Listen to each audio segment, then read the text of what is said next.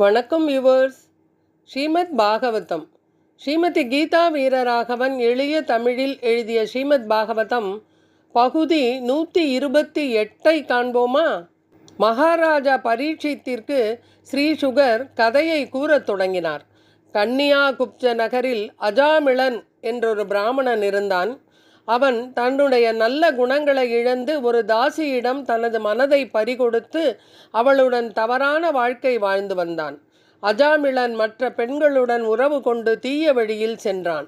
மற்றவர்களை சூதாட்டத்தில் ஏமாற்றியும் கொள்ளையடித்தும் அவர்களுக்கு தொல்லை கொடுத்தும் வந்தான். இவ்வாறு அவன் சம்பாதித்து கிடைத்த பணத்தில் தனது குடும்பத்தை நடத்தி வந்தான். தன்னுடைய வயிற்று பிழைப்பிற்காக பல பாவ காரியங்களை செய்து வந்தான். அவனுடைய வயோதிக காலத்தில் அஜாமிளனுக்கு 10 மகன்கள் பிறந்தனர். ஆயுளில் பெரும் பகுதியான 88 ஆண்டுகளை கழித்து விட்டான். அஜாமிளன் தன்னுடைய கடைசி குழந்தைக்கு நாராயணன் என்று பெயர் வைத்தான். குழந்தை நாராயணன் சிறியவனாக இருந்ததால் அவனுக்கு தன்னுடைய செயல்களை சரிவர செய்ய இயலவில்லை. அதனால் அஜாமிளன் நாராயணன் மீது அதிகம் பற்று கொண்டு அவனது செயல்களை ரசித்து வந்தான். ஒவ்வொரு முறையும் குழந்தையை நாராயணா நாராயணா என்று மிகவும் ஆசையுடன் அழைத்து வந்தான். அவன் அழைத்தது தன்னுடைய குழந்தையை தானே தவிர அது பகவான் நாராயணனை அல்ல. இது பகவானின் நாமமாக இருப்பதால் பகவான் நாராயணன் அஜாமிளனிடம் இரக்கம் கொண்டார். தன்னுடைய தீய சேர்க்கையால் பகவானுடைய நாமத்தையே முற்றிலும் மறந்தான் என்றாலும் அஜாமிளன் தன்னுடைய மகனை நாராயணா நாராயணா என்று அடிக்கடி அழைத்து வந்தான். பிறகு நாராயணா என்ற நாமத்தின் மீதும் பற்று கொண்டான். இது அஜ்ஞான சுக்ருதி என்று அழைக்கப்படுகிறது. ஸ்ரீமத் பாகவதம். ச ஏவம் வர்த்தமானோஜ்ஞோ மிருத்யு கால உபஸ்திதே மதிம் சகாரதனயே பாலே நாராயணாக்வயே. மூடனான அஜாமிளனை வயோதிகம் நெருங்கியது. நோயுற்று மரணம் ஏற்படும் தருணம் வந்தது. அப்பொழுதும் தன் மகன் நாராயணனையே அடிக்கடி அழைத்து கொண்டு இருந்தான். அவனுக்கு அந்த நாமத்தின் மேல் பற்றுதல் அதிகமானது.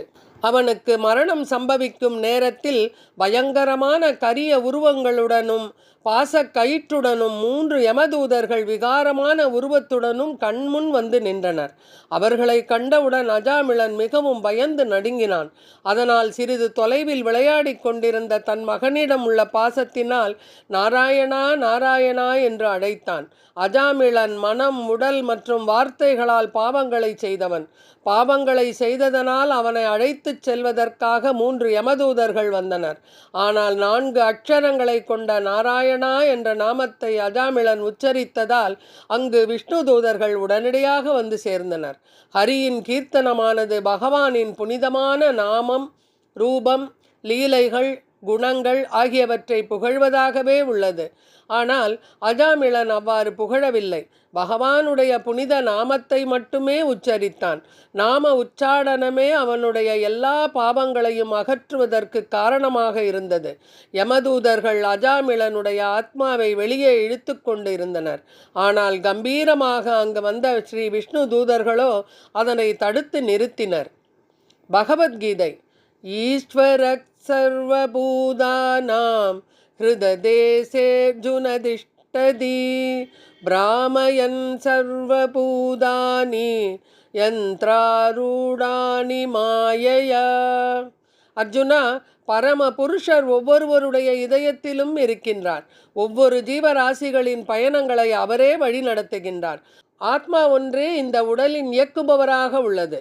இந்த உடலை விட்டு வேறு உடலுக்கு செல்லும் பொழுது பாவகாரியங்கள் செய்தவனுடைய ஆத்மா யமதூதர்களால் இழுத்துச் செல்லப்பட்டு நரக வாழ்வில் புகுத்தப்பட்டு வேறு உடலுக்கு தயார் செய்யப்படுகிறது. யமதூதர்களை விஷ்ணு தூதர்கள் தடுத்தனர். யமராஜனின் தூதர்கள் தங்களை தடுத்த ஸ்ரீ விஷ்ணு தூதர்களை நோக்கி, நாங்கள் யமராஜனின் கட்டளையை ஏற்றுக்கொண்டே இங்கு வந்திருக்கிறோம். தாங்கள் யார்? ஏன் எங்களை தடுக்கின்றீர்கள் என்று கேட்க ஸ்ரீ விஷ்ணு தூதர்கள் கூறப்போகும் பதிலினை ஸ்ரீமத் பாகவதம் பகுதி 129 காண்போமா? நன்றி, வணக்கம்.